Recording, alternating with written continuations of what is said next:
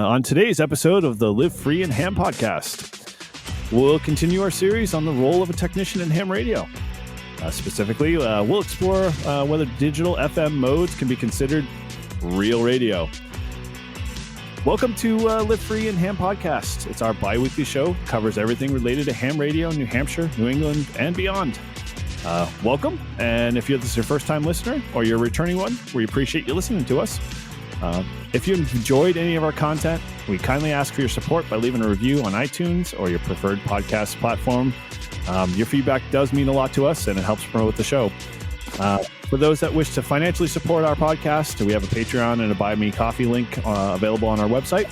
And as always, you can visit our website at livefreeandham.com, catch up on past episodes, browse our latest merch, and follow all of our social media accounts. And again, from all the hosts, we thank you for your continued support as always. So let's get into today's show. I'm your host, Eric, or one of the hosts, I should say, call sign N1JUR, and I'm joined by... Yeah, my name is Ryan, call sign W1SNH.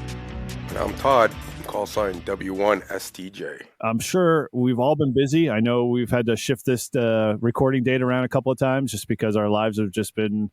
overwhelming us, but what have you guys been doing ham radio wise? Well, it's mostly one thing I've been doing, which is a lot of fun, is hunting POTUS. And that's been a lot of great fun. So spinning the antenna around and kind of figuring out who I can pull in and working them and moving on to the next one. And so it's always a lot of good fun. Loving the hunting. Yep.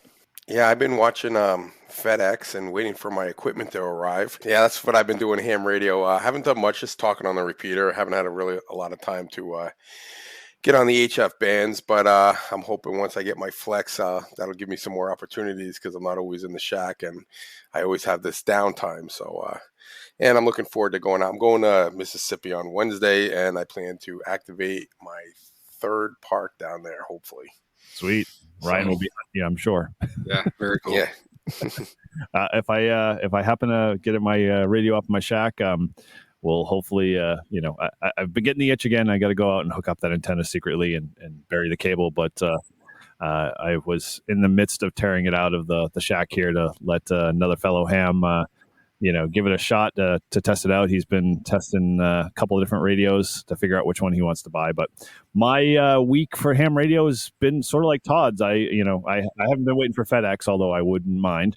But my dad's been in hospital for knee surgery, and I've been, talking with him on ham radio for the couple of local repeaters where he's at, and, let him borrow my HT that doesn't get so much use. So, light radio, not a whole lot. I've been itching to get out and do POTA myself, but I just, too much going on and not enough time to really kind of just enjoy it or putting something together. So, I'm hopeful that next week, we'll have a little bit more time to play radio for sure.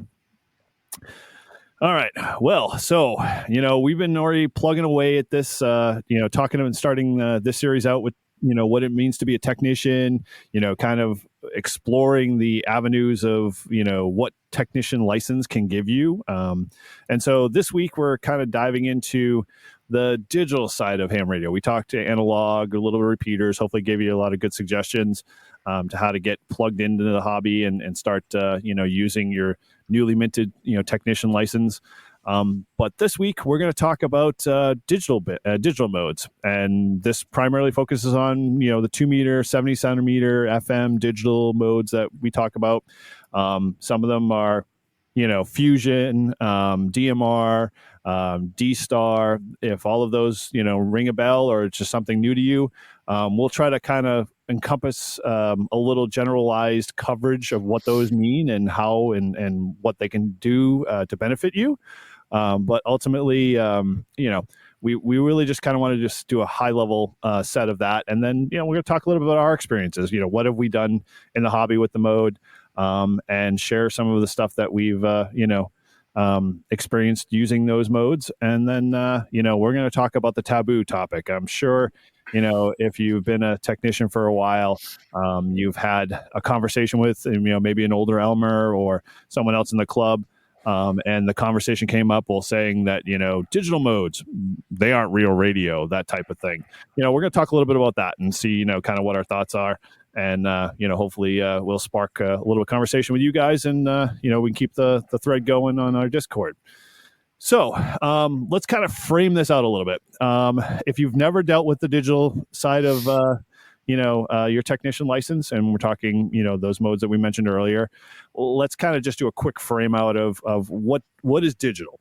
And so for those that are used to analog and analog repeaters and using, those type of modes, I mean, all really digital is the method and how we're delivering our voice through the radio to over RF to another repeater or another device. And then beyond that, you can kind of take it to the level of now transmitting that information across the internet and to other locations around the world and talking to other hams in other locations. So digital kind of exploded for a bit when I got into the hobby. A lot of it was, pretty exciting to see and be a part of, because I could now talk to, France or Italy or Germany or any of those, locations just by keying up my small little HT into, a local repeater that might have a digital mode running, or, buy a little add-on device and, boom, you're now up and running on your shack and using all those modes. So, from you guys, where have you, what has your experience been with the digital modes and playing around with them when you started in the hobby, and kind of, share a little bit about those experiences and what modes you might have played with? Yeah, absolutely. I remember specifically when I was a technician, I was at the local candy store, and I wanted to upgrade the Baofeng. I wanted to get a fancier radio. And instead of at that point getting a dual mode, analog digital HT, I ended up getting a mobile unit for the car. And the person at the candy store gave me some good advice. He's like, well, around here in New England, the predominant digital mode is Yaesu Fusion. Versus if you were, say, in the mid-Atlantic or down in Florida or, New Mexico or, the LA basin, there might be a group of repeaters or clubs that run something else, D-Link, DMR, whatever the case. And so that would definitely influence which brand you buy. You may want to put a ICOM mobile in your car versus a Yaesu. But for our area, he, and right correctly so, advised me to get the Yaesu, which I did. So predominantly for me, it's been a Fusion networks and Fusion net chats. So it's been great. There's several of them around the area, and over the past 3-4 years here, I've connected with many of them. But that's the direction I've gone. I do own a radio capable of D-Link, but have done very little with it. So cool. How about you, Todd? Yeah, I'm a Fusion guy. I didn't really know when I became a technician. All I know is I got my Yaesu 70, I think that's what it was, and it was digital. And I didn't know. I just thought digital was better than analog. I knew nothing. I'm like, oh, if it's analog and digital, it's got to be better, right?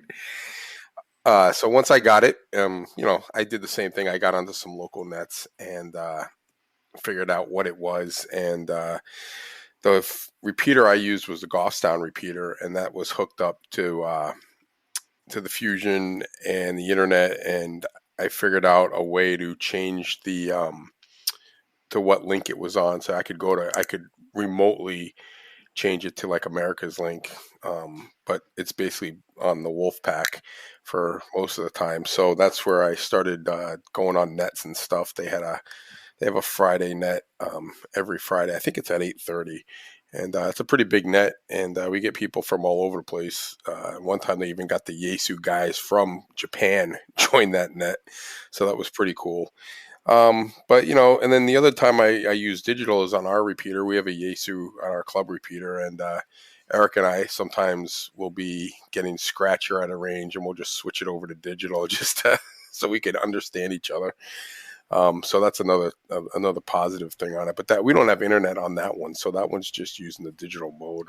Right. Yeah, and it's kind of funny. I kind of in the same camp as you guys. I mean, I've way before, we kind of met and been a club. And when I first got my ticket, I had a Yaesu FT470. And if anybody knows what that looks like, that was when their first dual band radio came out. And it was like literally 18 inches long from the point of where you're connecting the antenna to the bottom of the battery. And it was, it was a beast in terms of carrying it around, but it didn't have any digital modes. The only thing that was really available at the time for me was what we call ILRP, IRLP, Internet Relay Linking, protocol, or what we now sort of know today as Echolink. And so me being a computer geek, I was like, dude, Echolink, awesome. Well, we can just install a Windows program and, get on the internet. And Echolink at the time was really only just like peer-to-peer for me. And it was very rudimentary in terms of how you connected to people. It wasn't like a vast network. And nobody was doing anything, connecting Echolink to any of the repeaters. So, fast forward, I come on the scene, in the past 3 years, and all of a sudden it's like Echolink is like the norm. And, if you don't have it connected to a repeater, you can't, connect.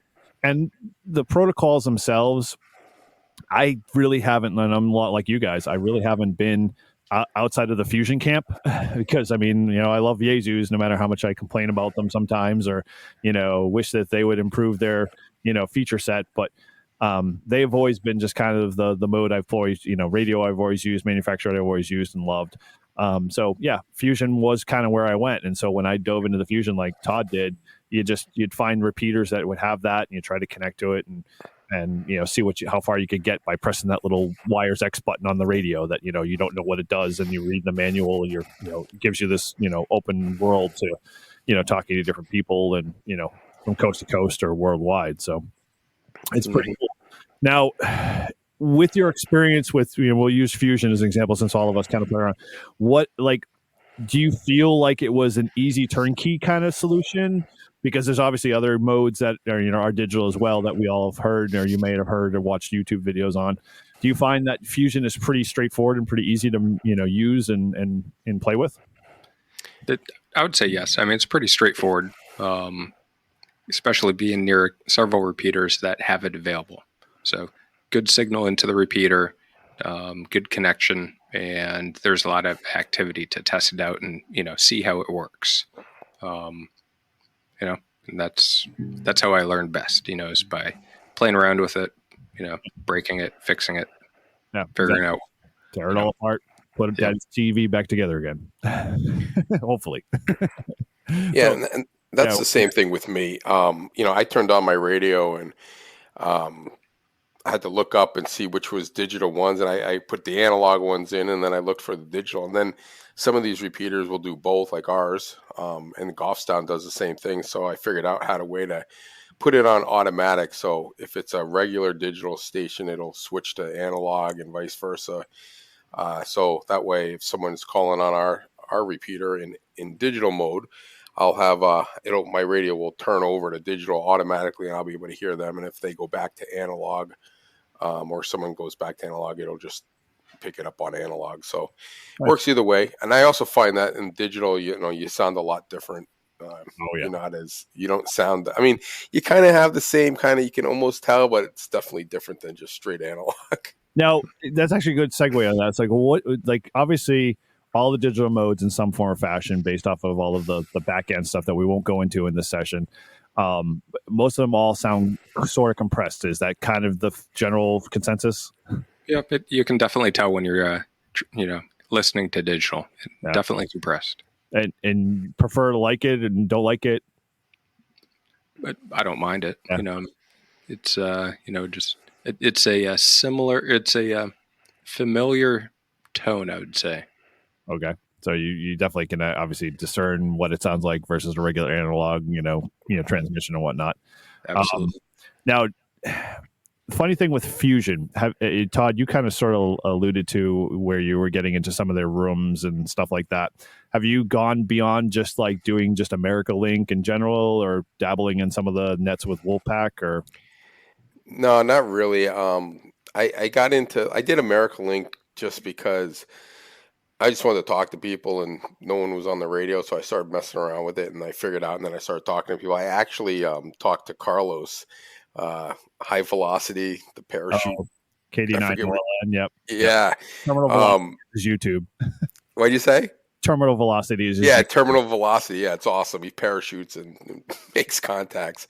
So I actually was on, and I was in the car, and I changed it over in the car on the Goffstown repeater, and it was America's Link, and he was on, and him and I had a nice QSO, and he's hoping to. He's got like a bucket list of airfields he wants to jump out of, airplanes out of, and make contact. So I said, well, in Pepperell, Mass, which is right on the border, that's one of his on his list. So he's at some point going to be down here jumping out and calling CQ from 10,000 feet. That's awesome. Can we do a podcast from 10,000 feet? Is that possible? Yeah, I don't know. Yeah, maybe. But yeah, I don't, and I did a little, I helped Tom, who has the repeater at our house, AC1J. Him and I did a lot of testing on digital on our own repeater. He would switch back and forth, and he wanted to hear how I sound and how far I could go out. I know when I go out towards Brookline and stuff, I start losing the repeater, and as soon as he switched to digital, it gets me another extra 15 miles, I think. Wow. But the thing with digital too is like it just goes away. It doesn't have that fading. It's like you either have it or you don't. There's no in between. Yeah, it's interesting. So how about you, Ryan? I mean, you get the chance to dabble in any of their, like, we'll call the underbelly of, fusion. It's not really underbelly, but in essence, it's, that kind of world that not a lot of us get involved in. In some ways, it's kind of overwhelming. So, I mean, there's just so many different rooms and groups, and which one should you connect to, and which one's active, and which one has, similar likes. So it's... well, first, while you're actively driving or trying to connect to one, that's one thing. After I had the digital mobile radio in the car, I ended up going with a hotspot at home. Okay. And my first one was I got a hat that I put onto the Raspberry Pi and put Pi Star on, and that you can run wide range of digital modes on it. But I spooled up Fusion and connected, and so that actually helped a little bit, because then you had a menu pull down and you could see various categories on the computer screen and sort through it easier, I thought. Yeah. And then you can use the handheld on a low wattage on 440 all around the house. So that allowed it to switch up operating locations quite a bit. So now, here's my question to you: is now that you had that hat capability, how much did you pick up the HT to actually use the mode? Were you pretty, active with it, or was you just kind of try it a couple of times and it just, went over the corner like a lot of my projects? It's hot and cold. I'd say definitely in the wintertime when I'm sitting in the shack more often. Yeah, I'll pick up the HTs more. Okay, interesting. Like my experience kind of with it has been, we'll use your term, Ryan, hot or cold. Like I've taken my HT and gone on. I have a hotspot too as well, a Pi Star hotspot. And to be honest, I set it all up and I was like, okay, this is a piece of cake because my background's in that field, that area. So setting something like Pi Star up is a, kind of a day-to-day occurrence. So when I started connecting to a lot of the nodes and a lot of the rooms in Fusion or whatnot, that I found the same thing I see today on a lot of our analog repeaters. And you can correct me if I'm wrong, but when we get on an analog repeater these days, unless you're on a really active machine, because the community there wants to be active, 9 times out of 10 you'll hear someone, "This is N1JUR listening," and then that's it.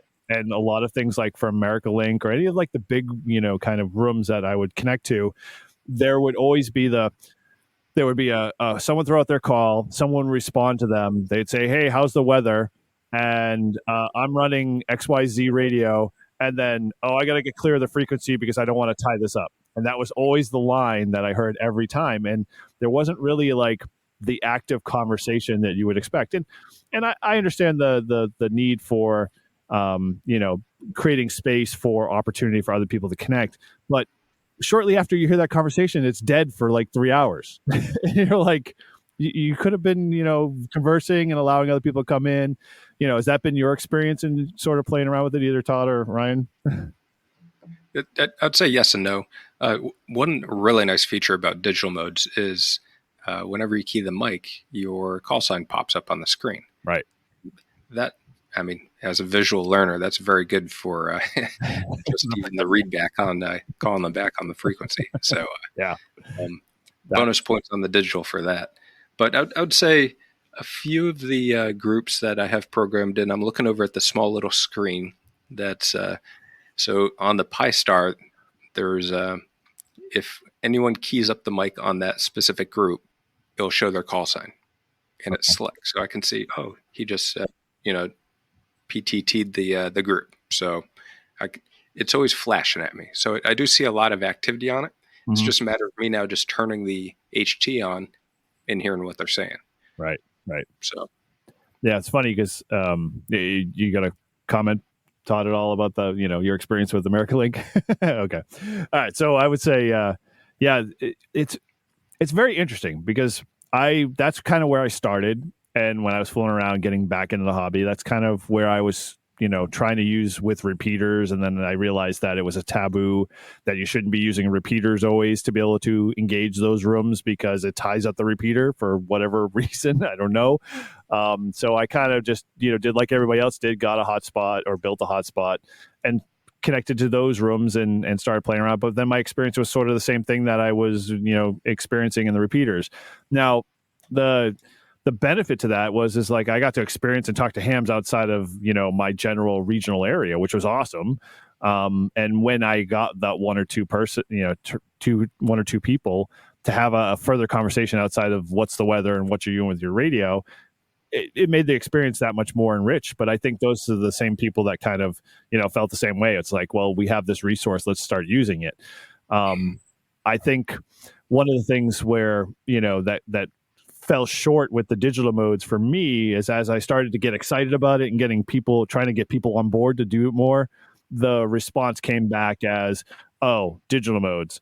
Well, I really like analog. Analog sounds so much better. It's more real, it's more real radio. And I'm like, it kind of like dumbfounded me. And I just kind of sat there and went, yeah, well, it sounds different, but that's no different than, someone who's CW only to voice. I mean, have you guys ever ran into any of those experiences at all? Well, originally you'd ask the question or pose the question of, is digital real HF? Oh, is it real ham radio? I would say yes, because the hobby started off with CW, and it's still a great mode. Very interactive, and it's the original way to communicate there. Then came sideband, and then started all the other various modes. It's not, you don't have to drop CW or drop sideband to use digital. It's just another option now. Right. And I think we're 100 plus years later, much better off because we have many options to choose from. And you can play with, on the weekends digital, and during the day, weekdays HF, or not HF, but sideband. Oh. So, it's, we definitely have the options now, and I think we're much better off with it. Cool. No, I agree. I think, I don't think anything that you can do in this hobby, if you're into doing these, going into these rooms and talking to people around the world, using the digital modes and through the internet, I mean, I'm say all for it. I mean, it's all about communicating, right? It's like you said, Ryan, I think you said it's all about people. So that's what it is. It's communicating with different people, and if people want to get together in a room and have a conversation, I don't see it being a problem at all. I mean, right now we do with digital and kind of work and Zoom and meetings and stuff. There's a lot of different ways of communicating. It's just one of our ways. I don't mind being on digital. I don't mind hopping in on Echolink. There's always some good nets that are on. You can pick up. There's some learning things. I know that New England has a fusion. I think it's Sundays at 3 is a fusion tech night or tech net. That's what it is, a tech net. And they talk basically anything to do with fusion.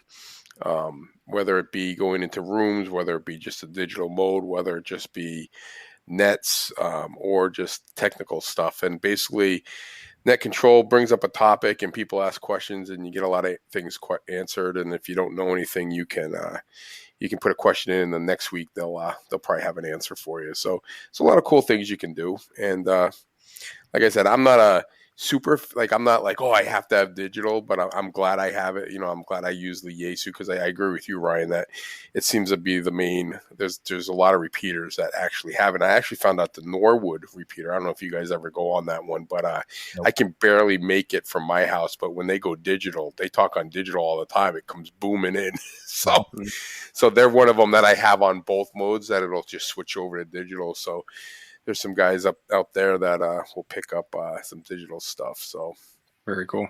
The question for you guys: where online do you go to search for the nets or the information, various rooms, and gather the information so you can join them? Well, you could probably start there, Tyler, because I know you've done a lot more of the digital nets than I have. But well, yeah. So Yaesu's website has a whole list of all the rooms, and then you can also go. Sometimes you can just go on and just Google, Yaesu Fusion nets, and there'll be a whole list of them. I find them sometimes. What's the thing that we use? The net logger. Yep. So you'll go on there, and sometimes you'll see, like, it'll say Yaesu Fusion, and it'll say the room. So I've seen a couple on them, and so sometimes I'll go on NetLogger, just see what's happening, and if there's one of those, you can try to hop onto them. And then when you're on the nets, like on the Wolfpack, we get guys from we have a husband and a wife from Minnesota that come on all the time. They're regulars. So they'll talk about their Fusion nets, and we have a couple guys from Canada that try to get us to go on their nets. But I know on Yaesu that there's a whole list of them, and there's hundreds of them, and some I don't know how. I know America's Link is probably the most popular one. There's a couple in Texas that are really big. I think it's called Nexus Texas or Texas Nexus or Texas Nexus, yeah. Yeah, that's another big room with a lot of activity. But you can also create your own room, and you could have your own private room and have a bunch of people from all, your friends from all over can get in there and have a QSO just using your own private room. So it's kind of cool. I think for me, the nets, I haven't really been a big net guy, and it's not so much that I don't like doing them and I don't like being a part of them, but the one that's kind of attracted me the most is that and we didn't really mention this mode, and I'm not going to try to get into too deep, but if you just Google All-Star or All-Star node, you can find out more about this mode.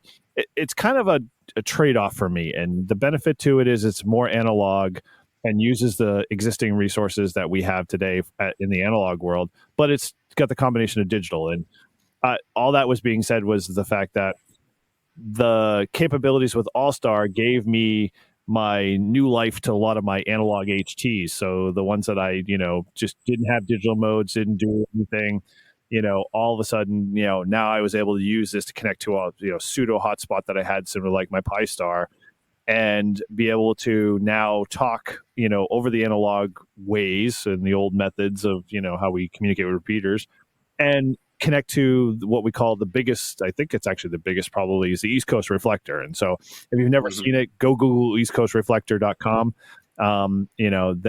They have thousands, and I mean thousands of people all connecting into this node, and they run a coffee net every morning, and it's called Morning Brew, and it's pretty fun, and it's like, they've run it really well. It's a really well oiled net, and it's fun because I can get in at any time, and their net control operators rotate every half an hour, so you never really have the same codgy old person running that style net, because you get something fresh every time. And it's always the typical traditional net. It's like, hey, we're going to pose a question, do you want to answer it, or you just want to check in? And they have opportunities for the whole process. So for me, it's always been, that's been an exciting part to join in, but it's more so that I'm joining in and contributing to the digital community.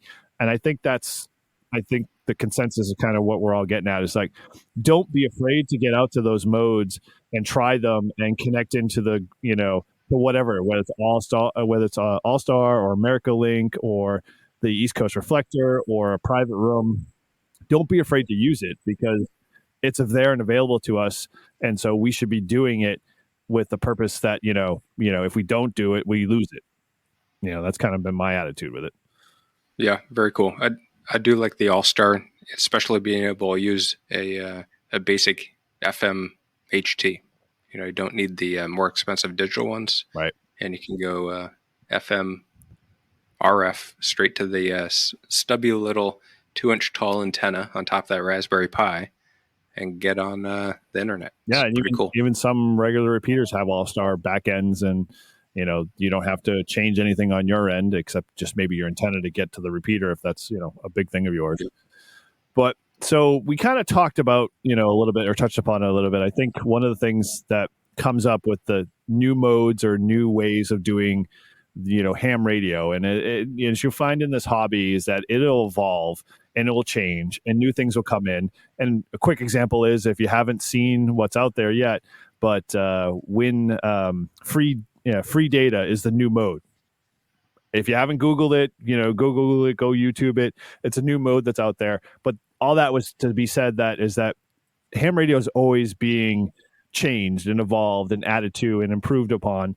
And don't give up with it. But what I'm trying to allude to is that a lot of times you'll come into the hobby and you might have a bad experience, and that bad experience could be like, you're all excited about digital, you've already tried it, you've already done it, you're like, oh really, I want to find other people that do this and keep that spark alive. And then you run into somebody and they're like, oh, digital, well, that's not real radio, that's over the internet. What would you say to that new ham or that technician that's been totally excited about the hobby and playing around these digital modes, and someone says to them, well, you're not doing real ham radio? Well, what would be your response to them, and how would you frame it? Well, I'd correct them and say it's definitely is real ham radio, because in order to use it or to participate with it, you need to have a HT in your hand or a mobile digital radio in your car. So you've just made an investment into that hardware, and it's just another option that it offers you to connect with people.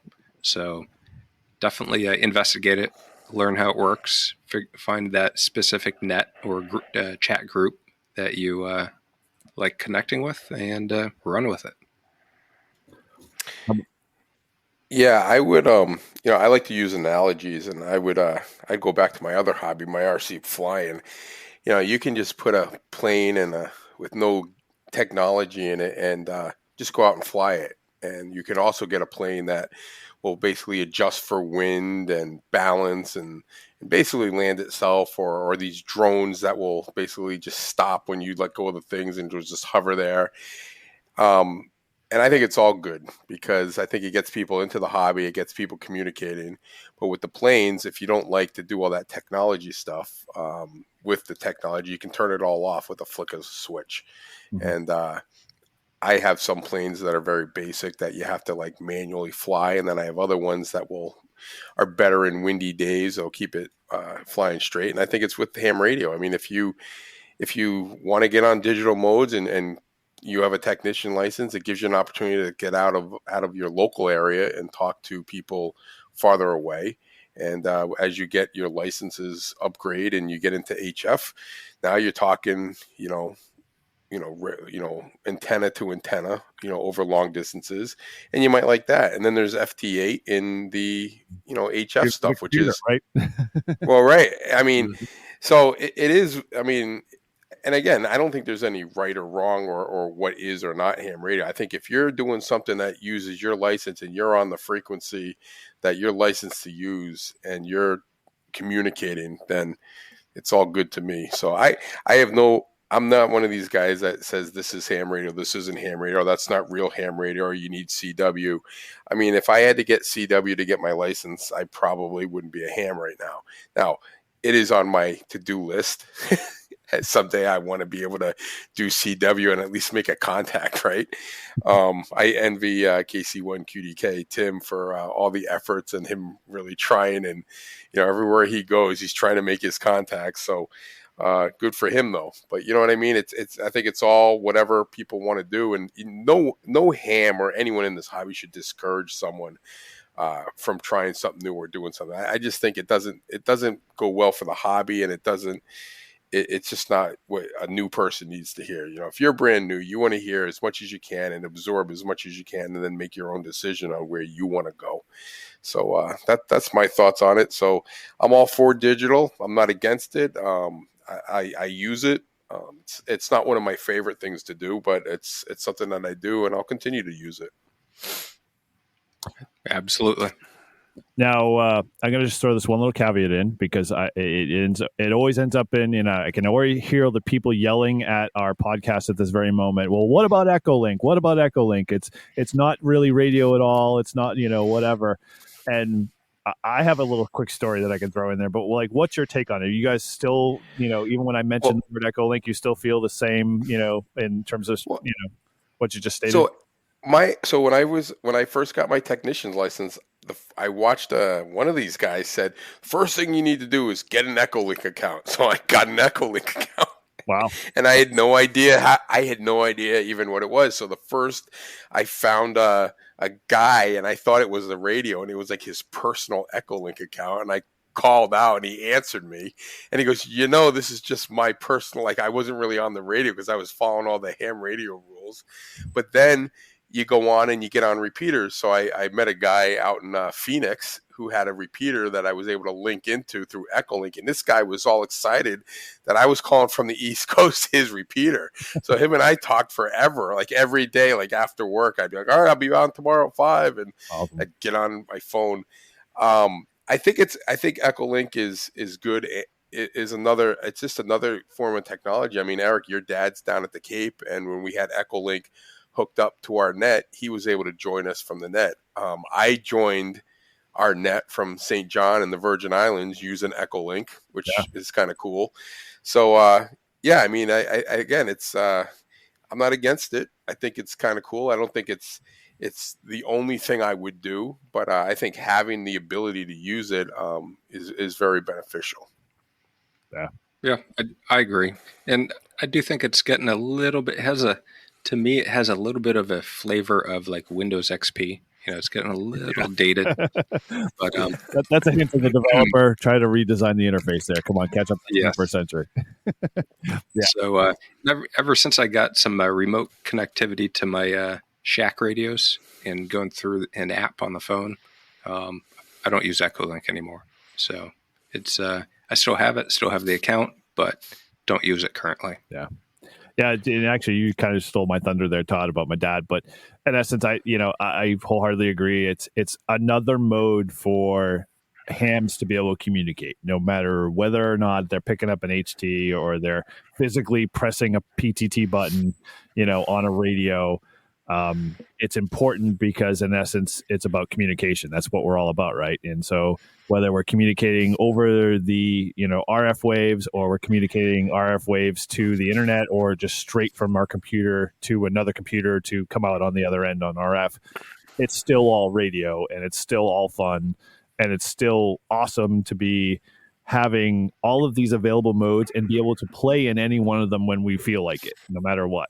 And I think as a technician, and if you're just trying to figure out where you're supposed to be and what you want to play with, start with Echolink. Figure out what there, because again, it's a computer program. It's on your computer. You can load it up, and you can be off to the races in a matter of minutes or half a day to get the account set up. But don't listen to the naysayers. Don't listen to the people that say poo-poo the it's not real ham radio. I think all of us agree that everything is ham radio as long as you're using your ham radio license to be able to communicate with another person, whether it's down the street or halfway around the world. Well, I also don't think you can get Echolink without a legal call sign. Right. Correct. Yeah, you can't log into it. Yes. Yep. So to use Echolink, you have to have a license. So. Yep. I think Echolink's best thing for it is really being if you can connect it to the repeaters and people who want to join the nets. Like let's say for an example, let's say that you're been a club member up here in New Hampshire for 20 years and you relocate to Florida and now you can't get on the net anymore. We do a daily net. Maybe you want to still talk to your buddies up there. Echolink's the way to do it. Yeah. So. Yeah, I mean, a good example. I'm a net control operator once a month for a repeater down in Mass, and they have an Echolink node, and there are 3 or 4 people that check in from Florida, New York, and the Cape all through Echolink to check in, with a simple, I'm passing traffic or I have no traffic. That's, what they do every week religiously, but that's how they do it, and it's awesome. Very cool. Awesome. All right. Well, hey, I think, all of us, our consensus is that, if it's radio, whatever mode it is, don't be afraid. Get out there and try it. Play around with it. Find people that love the hobby and love every aspect of it. And, just try it. Don't be afraid. If there's someone poo-poos you or gives you a hard time, just spin the dial, as they say. Find something new. Go to a different place. You eventually find your people. You'll eventually connect in. So if you're a technician, don't give up. Keep the course and, continue to listen to us because, in essence, we're here to support you. We want to be part of, your growth and give you tips and tricks and anecdotal information all about the hobby because we all love it just as much as, you as well and what it draws you into. We want to continue to stoke the fires in that sense. So, we'll wrap this up and we'll say, we appreciate you. Obviously, thank you for being part of Lift Free and Ham Pod. Again, we truly value your support. We'd love to hear about your unique technician journey. Please share your experience on our Discord. You can find our link on our website. Please join it, contribute, let us know what you think. Our digital mode's great. Are they not? What's your experience with them? Share with it. Let's continue to build that conversation and continue to, share and learn from one another. And as always, you can connect with us in the following ways. First one and foremost is visit our website, livefreeandham.com. You can always follow us at Instagram at Live Free and Ham Podcast. And then the last thing is you can always get in touch directly with our hosts. And you can do that obviously via my email address is n1jur.nh@gmail.com or n1jur.com. Yep, or you can contact Ryan at w1snh.com. And my website is w1stj.com, or my email is w1stj.nh@gmail.com. All right. Well, hey, thank you again for listening to us. And for all of us at Live Free and Ham, 7-3. 7-3.